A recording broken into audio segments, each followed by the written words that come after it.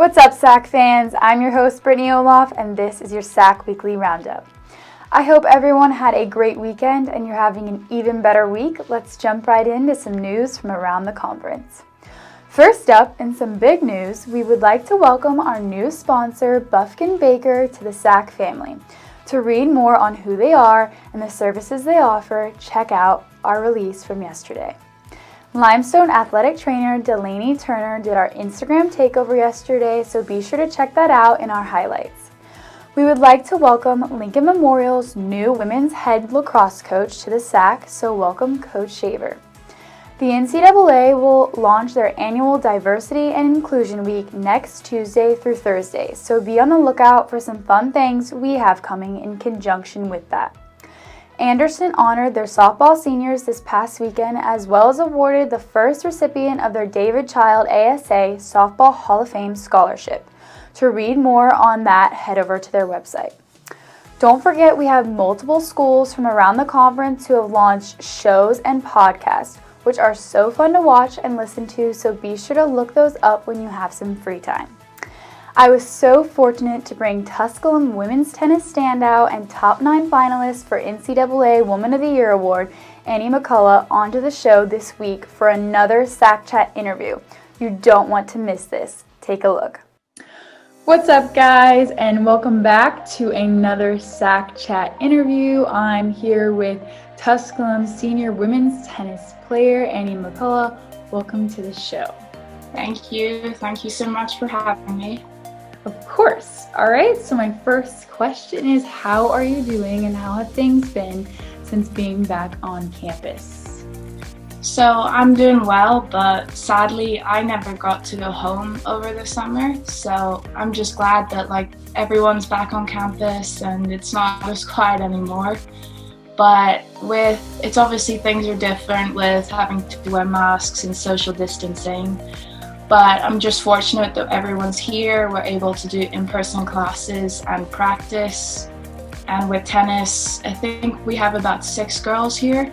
So we are still able to practice. It's still fun. We're enjoying it and just working hard, getting ourselves ready for the spring if the opportunity to compete presents itself. Yes, let's hope for that. So where did you end up going this summer then? Did you stay on campus? Yeah, so sadly I had surgery just at the time when it got really bad. COVID got bad here, so I had to stay and do rehab, and I just wasn't the best option to go home. So, that's so sad. But hopefully you get to go home soon and see all of your family. Yeah. So the next question is, obviously you are from Northern Ireland. So I'm assuming the travel from there to America hasn't always been the easiest.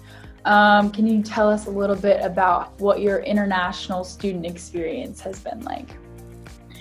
Yeah, so I actually was born in Singapore, so I've lived in now 3 places. Yeah, so the travel was fine. I'm used to living in different places. You just miss your family, you get homesick. We obviously don't have the luxury of getting in the car and driving home if we want to go see them. So as a freshman, it's definitely harder because for me, it was the first time coming to America. So a bit of a culture shock to get used to, homesick. But as you get older, you do get used to it. So it does help having a lot of international students here.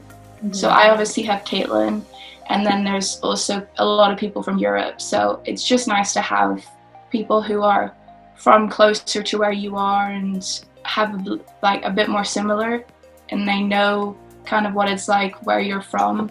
But it's just a case of embracing the opportunity that we have here in college of being able to play our sports to a really high level and get our education. So it's all worth it at the end of the day. I love that. I have a lot of international friends because I also had international, a lot of students at my school I went to. So I totally get that, but I don't get it because I was never international. I moved around a lot in America, but never across seas. Yeah. But okay, so that's awesome. The next question is, you were obviously on fire with earning awards through your years at Tusculum, some major awards. Some of those being, I have them listed here, is you were the SAC Conference Player of the Year, you were an All-SAC First Team, you were the Tusculum Female Athlete of the Year, and many, many more. So with those, what would you say what is your biggest motivator for earning those, and why? So I'm quite a self-motivated person as it is. So in everything that I do, I obviously try to do my best and work hard. So that's just a function of my commitment to everything that I do. And then my team is a really big motivator, especially in the way that tennis is being a team sport here. It doesn't matter where you play. If you play position 1, position 6, every point in every match is just as important as each other. So that motivates me to do what I need to do on the court, off the court, to just try win as many matches as I can, so that at the end of the day the team's gonna win. And those awards were just like an added bonus that came along the way with all of that. So. They were great. And speaking of awards, so major one this year, you are now a top 9 finalist for the NCAA Woman of the Year Award. Started at 30, we're down to 9. What does that mean to you sorry, I'm like choking up. What does that mean to you? What does that mean to you, and what advice would you offer to any young ladies watching who would want to try and achieve that award someday too? Yeah, that award means a lot. Not gonna lie, whenever I found out, I had a few tears, like happy tears, but yeah. I have to like pinch myself and be like, it's me, really? I'm in the top 9, but it's a special award, especially coming from like a small Division 2 school that Tusculum is, and just to be recognized alongside like those finalists and even all the other women that were nominated. Mm-hmm. It's also an award that shows like the dedication that I've put into my sport, my studies, but also like the things outside of that. So I was a tutor, teaching assistant, I did a lot of undergraduate research, so just things that like people probably don't know about. And then even though I'm really delighted, it's like a celebration for all the people that have helped me get here. So I'm really appreciative. I'm really appreciative of them, and just grateful for them and everything that I've got to experience here at Tusculum. And then some advice for the younger generation of women would be work hard. I'm a really firm believer in hard work does pay off, and I think it's really important like to be a good athlete but then a good person. So like strive to be a good teammate, a good opponent, a good student, a good member of your community. Like in tennis, it can be quite an intense sport. Like you can get in really big arguments with your opponents. So if I like played a match one day and I was playing really well, but I got into an argument, people will more remember that argument instead of how well you play. Mm-hmm. So I think it's just really important to like conduct yourself well. I learned that early on, and you gain a lot of respect that way. I just think it's important.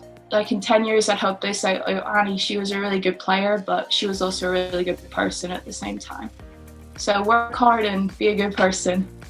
Awesome. I love that quote. And also, I'm thinking you should maybe be a life coach, because things you're saying here are inspiring to me. So I know they're going to be inspiring to all the people that watch this. That's amazing. And then my last question for you today is simple. I ask everybody this, is what is your major and what do you plan to do with it once you're done with school? So I actually graduated last May, so May 20. Yeah, my major was chemistry, so I graduated with my Bachelor's of Science in Chemistry. I also did a minor in mathematics on the side. So right now I'm doing the MBA, so that's the Master's of Business Administration. And then as COVID has definitely made for an uncertain future, my plan is to finish the Master's next August and then pursue a PhD in chemistry after that. Oh my gosh, you're gonna be a freaking doctor. Crazy. Oh my gosh, I love that. I forgot that you had graduated and that you were pursuing your master's. But that just goes to show what you can do, no matter what's going on, no matter if there's a pandemic going on, no season. Look what you're doing, girl. Yeah. But that is all I had. It was quick and easy. I just want to thank you for coming on today, taking the time to sit down with me. I am cheering you on. I'm your biggest fan. I hope and pray that you get the NCAA Woman of the Year so I can personally text you and be like, I knew you would get it. But yeah, so I'm cheering you on, and I hope you have a great rest of your year. Thank you so much. Of course. Well, that is all I had, and I will talk to you soon, I'm sure. Bye. Wow, wasn't she great? Well, guys, that's all I had for today. For more info on all these stories, you can find them linked in our Adobe Spark page, which can be found on all of our socials and webpage. Thanks for watching, and I will see you all right back here next Wednesday for the next episode of your SAC Weekly Roundup.